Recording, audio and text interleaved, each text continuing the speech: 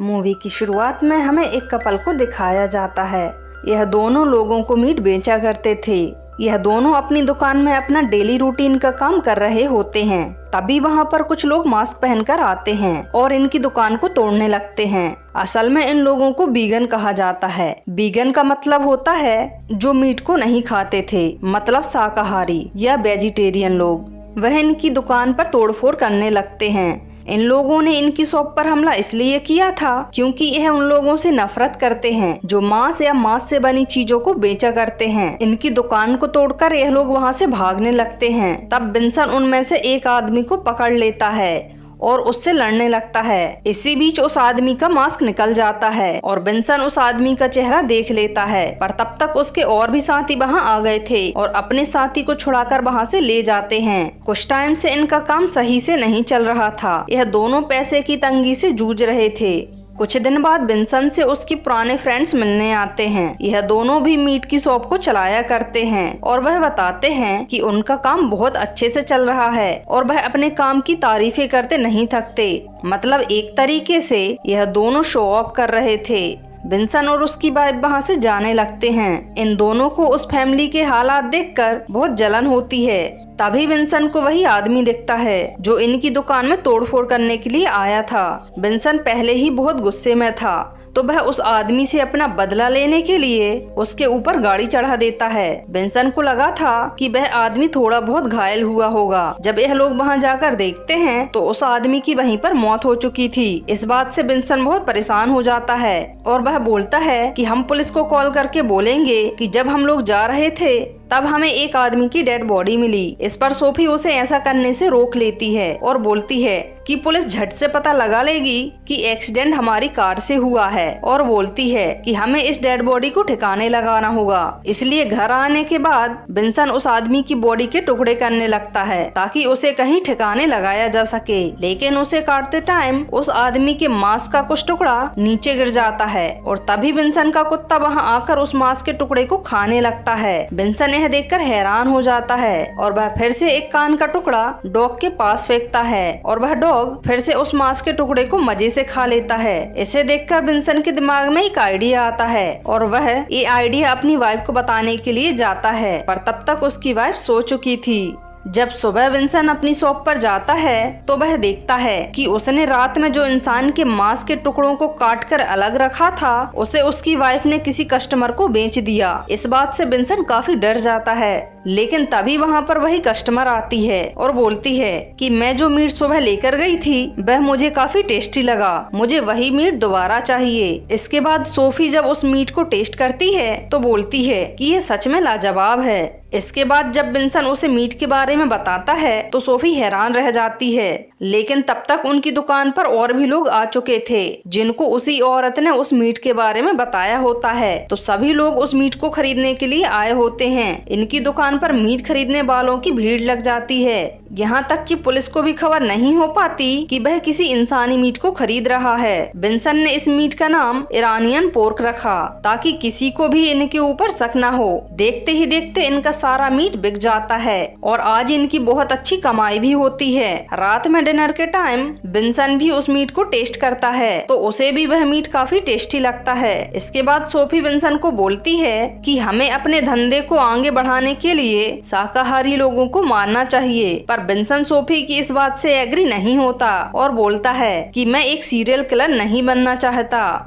अगली सुबह उनकी बेटी अपने बॉयफ्रेंड को लेकर अपने घर आई होती है जिसके लिए इन दोनों ने काफी सारा खाना बनाया होता है, पर वह लड़का भी मीट नहीं खाता था। इस पर सोफी उसे वाइन सर्व करने लगती है पर वह उसे भी पीने से मना कर देता है और बोलता है कि वह सिर्फ वीगन वाइन ही पीता है। इसके बाद सोफी उसे केक खाने के लिए देती है। वह उसे भी खाने से मना कर देता है क्योंकि केक में अंडे डले होते हैं। उस लड़के के साथ रहने के कारण उनकी बेटी भी अब शाकाहारी बन जाती है, जिस बात से यह दोनों अब शाकाहारी लोगों से और भी चिढ़ने लगते हैं। इसके बाद यह दोनों डिसाइड करते हैं कि यह उन सभी लोगों को मारेंगे जो मीट नहीं खाते और यह दोनों निकल पड़ते हैं अपने शिकार को ढूंढने के लिए। इसके बाद यह दोनों एक रेस्टोरेंट जाते हैं जहां पर सभी शाकाहारी लोग आते थे।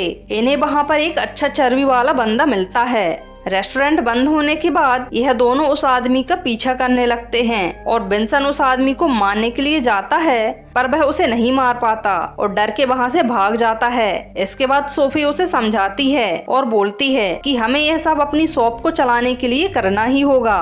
अगली सुबह यह लोग एक पब्लिक प्लेस पर जाकर लोगों को यह समझाते हैं कि हमें मीट नहीं खाना चाहिए, बल्कि हमें शाकाहारी रहना चाहिए। दरअसल यह सब इनका नाटक होता है। यह ऐसा इसलिए कर रहे होते हैं ताकि कोई शाकाहारी आदमी इनके पास आए और यह उसे अपने जाल में फंसा पाए। और ऐसा होता भी है। एक शाकाहारी आदमी इनके पास आता है और इनकी तारीफ करता है और उन्हें मिलने के लिए बुलाता है। अब यह दोनों यह मौका छोड़ने वाले तो नहीं थे।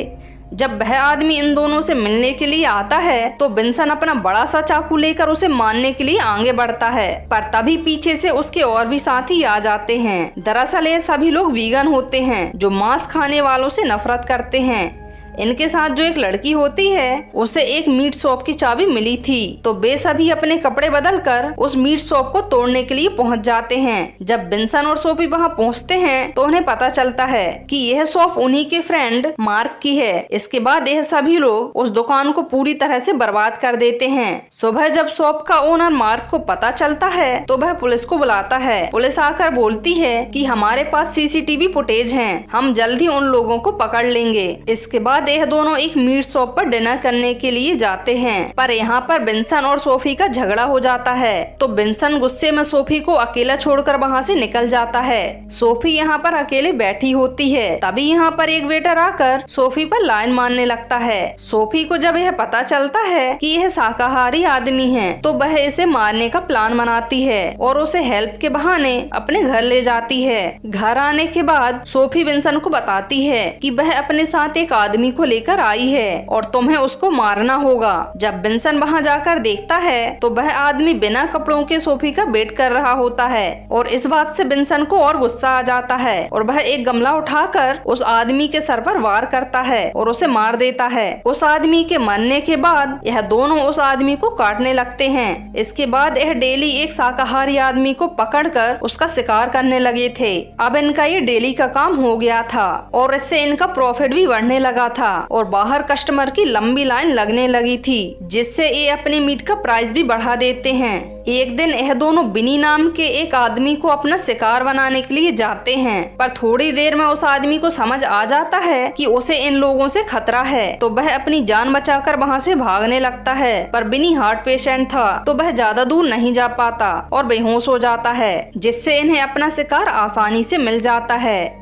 इसके बाद अगले दिन ये अपने पुराने फ्रेंड मार्क और उसकी वाइफ से मिलने के लिए जाते हैं और यहाँ पर विंसन अपना वही इंसानी मीट को लेकर आया होता है, जिसे मार्क और उसकी वाइफ खाकर उसके बारे में पूछते हैं, जिसे मार्क और उसकी वाइफ खाकर उसकी तारीफ करते हैं और उसके बारे में पूछते हैं। इस पर विंसन और सोफी अपनी तारीफें करने लगते हैं और शो ऑफ करने लगते हैं। जब वह लोग मीट को खा रहे होते हैं तभी उन्हें मीट के अंदर से एक डिवाइस मिलती है, जिसे मार्क को यहाँ पर थोड़ा बहुत शक होता है, पर विंसन उसे बातों में उलझा देता है। अब धीरे धीरे इन दोनों फैमिलीज के बीच बातों ही बातों में बहस बढ़ने लगी थी और यह बहस झगड़े में बदल जाती है। लड़ाई के दौरान विंसन मार्क के कान को काटकर उसे चबाने लगता है, जिसे देखकर मार्क और उसकी वाइफ हैरान रह जाते हैं। पर मार्क और उसकी वाइफ को ज्यादा शक न हो इसलिए विंसन उसे थूक देता है और वहाँ से निकल जाता है।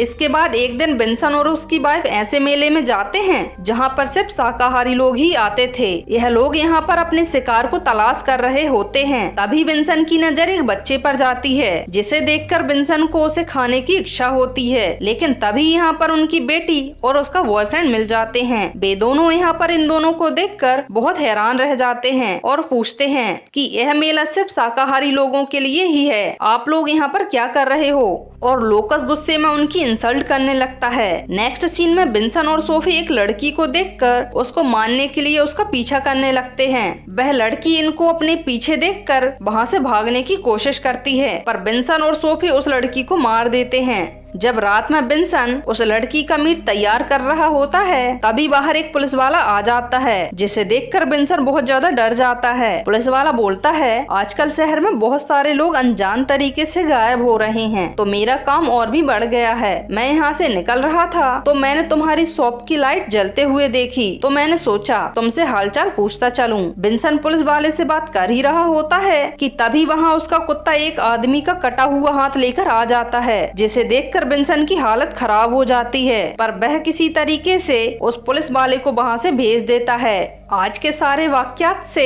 बिन्सन बहुत ज्यादा परेशान हो जाता है। रात में वह अपनी वाइफ से कहता है कि मैं इस काम को और आगे नहीं करूँगा। हमने यह सारा काम अपनी शॉप को बचाने के लिए किया था और अब हमारी शॉप पूरे तरीके से सेफ है, तो हमें इस काम को बंद कर देना चाहिए, नहीं तो हम पूरे तरीके से जानवर बन जाएंगे। अब तो मुझे जिंदा लोगों को देखकर उन्हें खाने की इच्छा होती है। यह लोग बातें कर ही रहे होते हैं तभी उनके घर पर लोकस उनसे माफी मांगने के लिए आता है। अब यहाँ पर बिन्सन की वाइफ लोकस के साथ ज्यादा ही क्लोज होने लगी थी। इससे बिन्सन समझ जाता है कि अब मेरी वाइफ इसे भी मारने का सोच रही है, इसलिए बिन्सन लोकस को वहाँ से जाने के लिए बोल देता है और इसके बाद वह अपनी वाइफ से बोलता है कि तुम्हें जरा भी शर्म नहीं आती, यह हमारी बेटी का बॉयफ्रेंड है, तुम जानती भी हो वह इससे कितना प्यार करती है। अगले दिन इनकी शॉप पर कस्टमर्स की लंबी लाइन लगी होती है। एक कस्टमर इनसे उसी इंसानी मीट के बारे में पूछती है। इस पर बिन्सन उसे कहता है कि अब हमारे पास वो मीट खत्म हो चुका है और आगे भी वह मीट नहीं मिलेगा।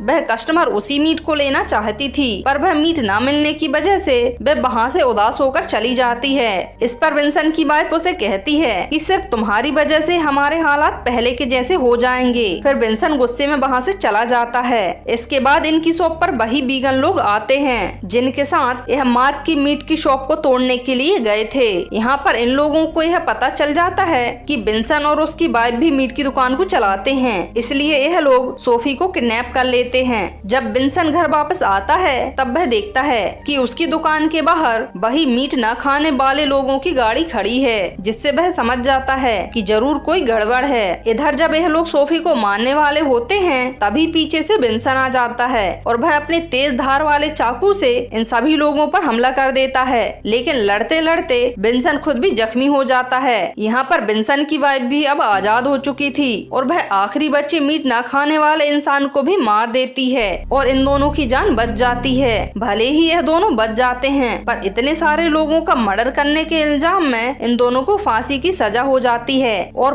पुलिस को यह बात मार्क और स्टेफनी ने बताई होती है। दरअसल मार्क और स्टेफनी को इन दोनों पर उसी दिन शक हो गया था जब वह उस दिन इनके घर पर डिनर करने के लिए आए हुए थे। और इसी के साथ यह मूवी यहाँ पर खत्म हो जाती है। आप लोगों को यह मूवी कैसी लगी कमेंट करके जरूर बताएं।